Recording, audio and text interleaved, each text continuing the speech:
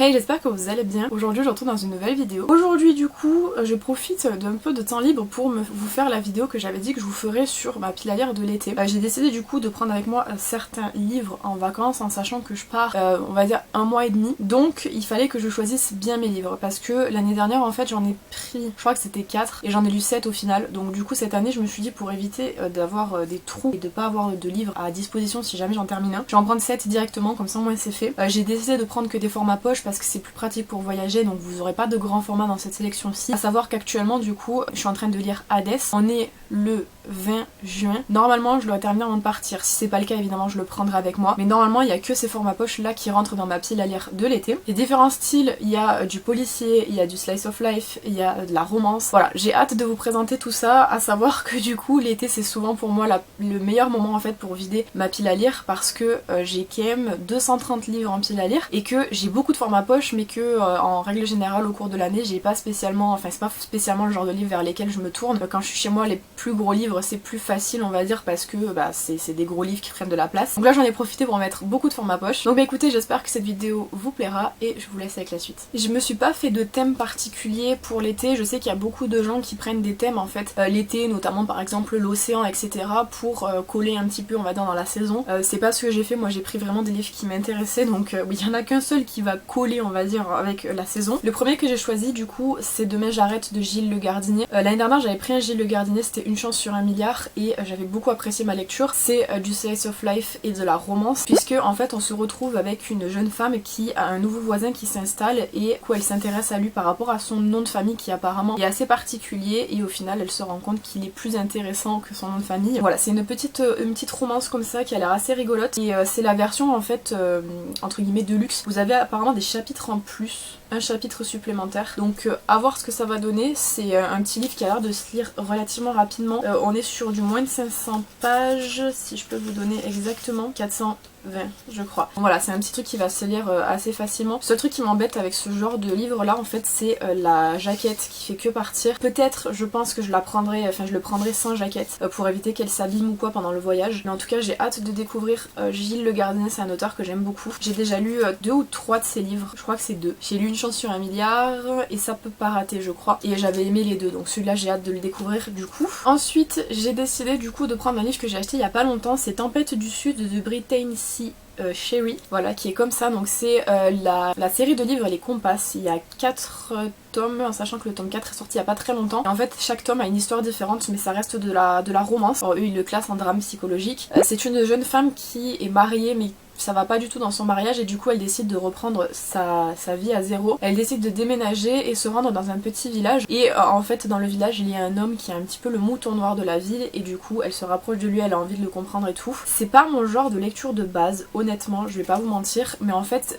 j'ai tellement entendu de bien de ces 4 livres là que j'ai eu envie de découvrir et si vous avez vu mon vlog du mois de juin, je sais pas si vous l'avez vu. En fait il y avait une offre où vous en achetiez 2 des livres sous ce format là et vous aviez un autre livre à choisir dans un bac. Et du coup j'ai pris les 2 premiers tomes. J'ai hâte de voir ce que ça donne. C'est pas une autrice que je connais. Et au niveau des pages vous avez 468 pages. Donc c'est pas énorme non plus. C'est des petits livres quand même, vous allez voir dans l'ensemble. Donc celui-ci également hâte de découvrir. Je sais que normalement ça devrait aller puisque comme je vous dis j'ai pas entendu de mauvais avis sur ce livre là. Ensuite j'ai décidé de prendre un Aurélie Valogne qui est dans les orties, qui est comme ça. Alors lui je l'avais acheté juste pour la jaquette qui est trop belle. C'est Slice of Life avec du coup un vieux monsieur qui n'a pas grand passe-temps dans la vie.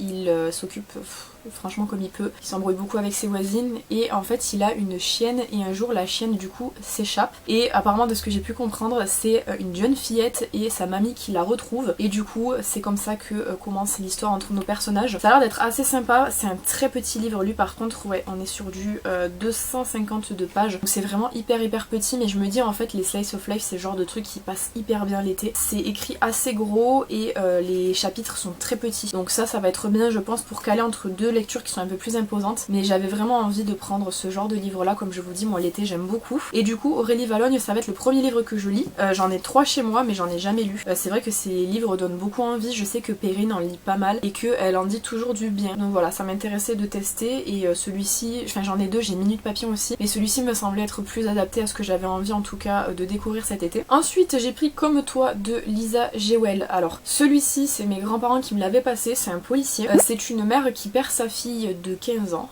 Je vais y arriver. Et en fait, elle a perdu sa fille, la police n'a jamais retrouvé son corps, n'a jamais retrouvé aucune trace de ce qui s'est passé, ni personne qui a pu l'enlever ou quoi. Et en fait, un jour, elle rencontre un homme qui a une fille qui ressemble comme 2 gouttes d'eau à la sienne. Ça me rappelle un peu l'histoire de celui que j'avais lu l'année dernière de Michel Bussy qui était Rien ne t'efface. De Michel Bussy, j'avais pas trop aimé le livre, mais Lisa Jewell, j'ai l'impression que ça a l'air d'être un peu mieux. Donc j'ai hâte du coup de voir ce que ça donne. Je me suis dit un thriller, je suis obligée d'en prendre un. J'avais beaucoup aimé l'année dernière découvrir des thrillers. Et du coup 352 pages, donc ça va aussi, c'est pas des très gros livres comme je vous dis. Je crois qu'il y en a pas des gros livres puisque c'est des formats poche, donc du coup ils sont un peu réduits. Mais en tout cas pareil, hâte de découvrir du coup le fin mot de l'histoire. Et comme je vous dis, les thrillers c'est toujours un truc que j'aime bien prendre. L'année dernière j'en avais lu 3, j'avais lu 3 Lisa Gardner et j'avais genre vraiment beaucoup aimé. Celui-ci est le plus grand, il fait 627 pages, c'est 200 d'écume et de glace. C'est le premier d'une trilogie il me semble. C'est le seul qui est du coup dans le thème un peu marin et tout. J'avais envie de voir ce que ça donnait. On a avec un personnage qui s'appelle Perséphone qui du coup va passer des vacances chez sa tante dans le Finistère. Elle est atteinte d'une maladie qui l'affaiblit et du coup elle va être irrésistiblement attirée par l'océan, c'est le terme qu'ils emploient donc je reprends le même, pour aucune raison. Et du coup apparemment il y a des sirènes et tout, j'ai vu beaucoup de gens en parler, dire que c'était une très bonne série de livres. Comme je vous dis, il me semble que c'est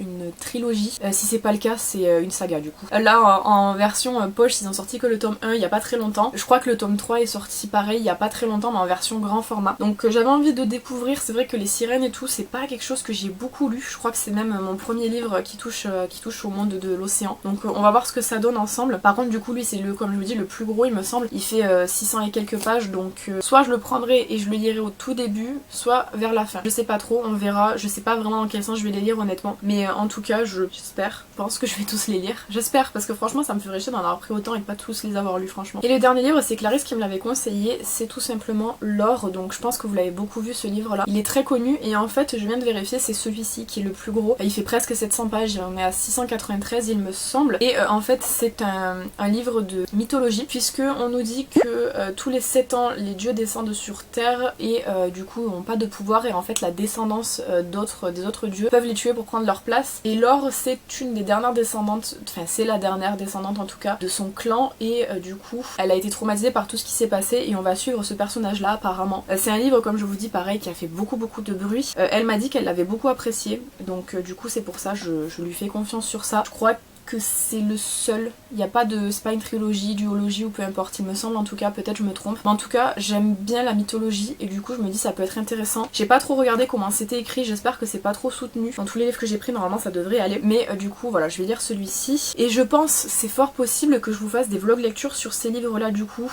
Je sais pas trop encore comment je vais fonctionner mais c'est possible en tout cas que ce soit le cas. Si ça vient à ne pas être fait, je vous ferai des retours dans le vlog du coup parce que je vais faire un vlog, enfin 2 vlogs cet été, mais en tout cas j'ai hâte de découvrir ces différents livres là et comme vous pouvez le voir, comme je vous ai dit, c'est vraiment des genres différents donc on va avoir un petit peu de tout. J'espère que parmi ces livres là on aura que des bonnes surprises, j'aurai un peu la flemme d'avoir pris un livre que j'aime pas quoi. Voilà bah écoutez, j'espère que cette vidéo vous aura plu. N'hésitez pas si vous avez fait une série de livres, une pile à lire de l'été aussi, à me la partager en commentaire. Si vous avez lu un de ces livres là, qu'est-ce que vous en avez pensé aussi. Quant à moi je vous retrouve bientôt dans une prochaine vidéo. En attendant, prenez soin de vous.